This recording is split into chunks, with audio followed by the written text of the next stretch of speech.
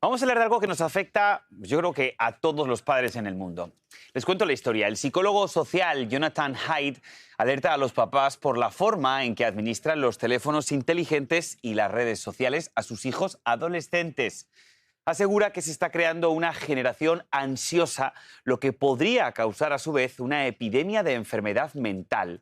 Recomiendan que los niños deberían tener poco o ningún acceso a cualquiera de estos aparatos electrónicos hasta que cumplan por lo menos los 16 años de edad, algo que la verdad en muchas familias latinas, en muchas familias aquí en Estados Unidos, pues eso no está sucediendo. Mira que es un tema que en lo personal me interesa muchísimo y seguramente muchos padres que nos están escuchando tienen muchas preguntas para conversar sobre este importante tema y saber también qué podemos hacer. Nos conectamos a esta hora con la doctora Edith Shiro, psicóloga clínica. Buenas tardes. Hola, buenas hola, tardes. ¿cómo están? Buenas tardes. ¿Cómo nos ¿Qué tal? encontramos ¿Qué tal? el día de Gusto hoy? ¿Bien? verlos. Feliz y espectacular. Venga, pues vamos a tratar de analizar esto que, como decíamos, en mi caso también con mis sobrinos, ¿no? En el caso de Andrea con sus hijas, yo creo que a todos, ¿no? Tampoco vamos a personalizar, pero creo que es un tema debate en este momento muy importante después de diferentes leyes, como por ejemplo la que debatimos aquí en la Florida sobre el uso de redes sociales en los menores de edad. Estamos tratando, Edith, de proteger a nuestros hijos de lo que ocurre en el mundo real, pero en nuestro entorno, sin embargo, siento que en muchas ocasiones no estamos haciendo lo suficiente para protegerlos de este mundo cibernético. Si te parece, vamos a comenzar esta entrevista hablando de cuán dañino están resultando el uso de los teléfonos celulares para niños a una temprana edad. Y cuando digo el uso, no que el papá le deje el teléfono para ver el cómic, sino que los niños ya tengan la autonomía propia para poder determinar qué contenidos, a quién llaman, a quién escriben, etcétera, etcétera. Sí, una de las cosas increíbles y que me encanta de Jonathan Haidt y de lo que propone sobre la adicción a los celulares es que él dice que estamos sobreprotegiendo a los niños en la vida real y los estamos dejando de proteger, más bien dejándolos demasiado libres en la vida virtual.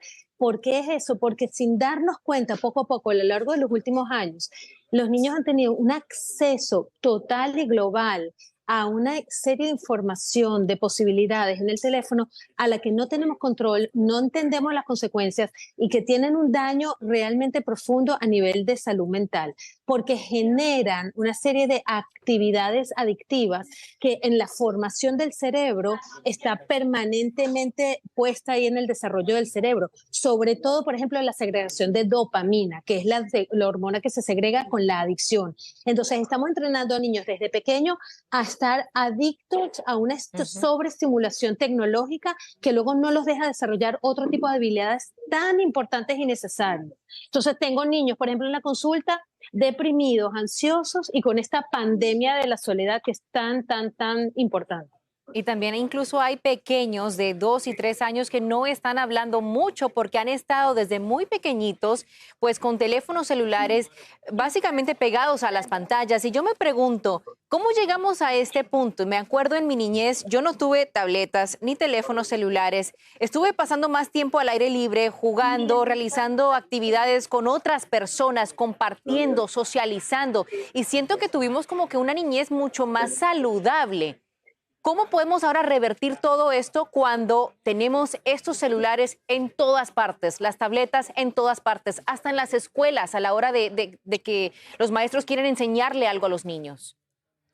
Te voy a decir dos cosas importantes de lo que estás preguntando. La primera es que tanto los adultos como los niños estamos siendo adictos a este mismo comportamiento. Entonces, no solamente que los niños están viviendo esto, sino que nosotros los adultos estamos modelando este ejemplo de comportamiento y de adicción.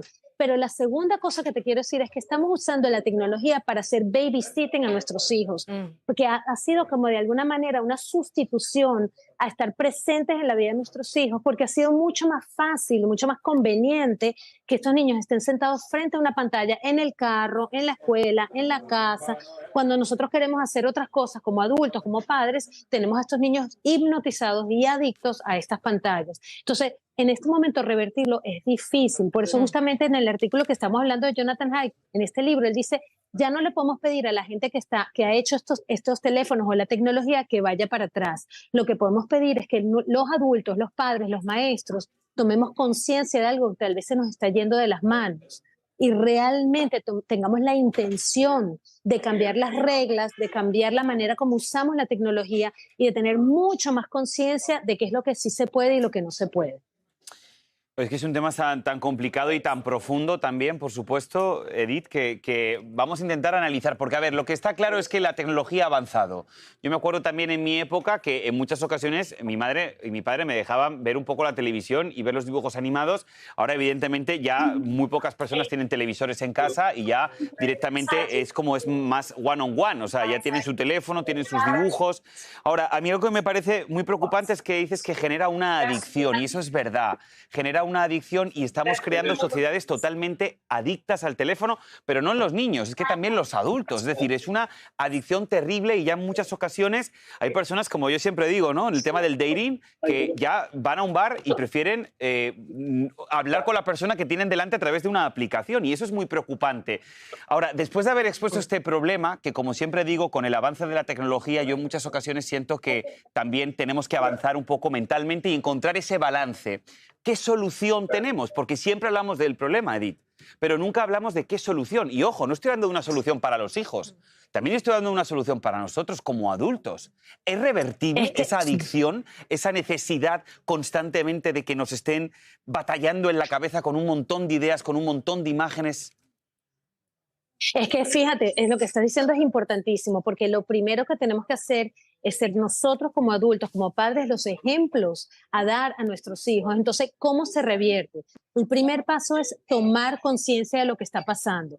Cuando tomas conciencia de lo que está pasando, podemos hacer algo. Si eso lo estamos viendo como si no fuera un problema o minimizando la situación, nunca vamos a poder tomar acción.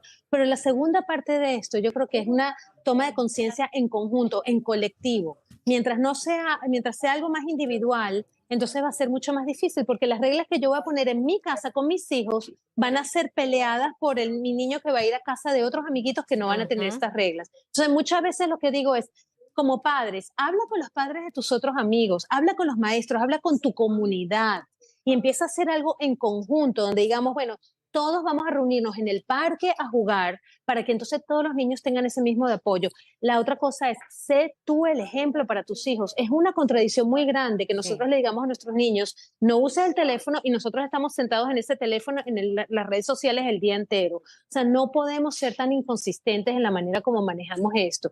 Y la tercera cosa importantísima para hacer es estar mucho más abiertos a incorporar una relación social, una vida de relaciones que no sea virtual, y que eso tiene que ser parte fundamental del día a día de todos nosotros. Los adultos tenemos que ver a otras personas, levanta el teléfono, encuéntrate con gente en cara a cara, y haz ese ejemplo para tus hijos también. Invita a la gente a la casa, vayan a encontrarse con personas, con familias, con amigos. Ese tipo de encuentros tiene que volver a suceder.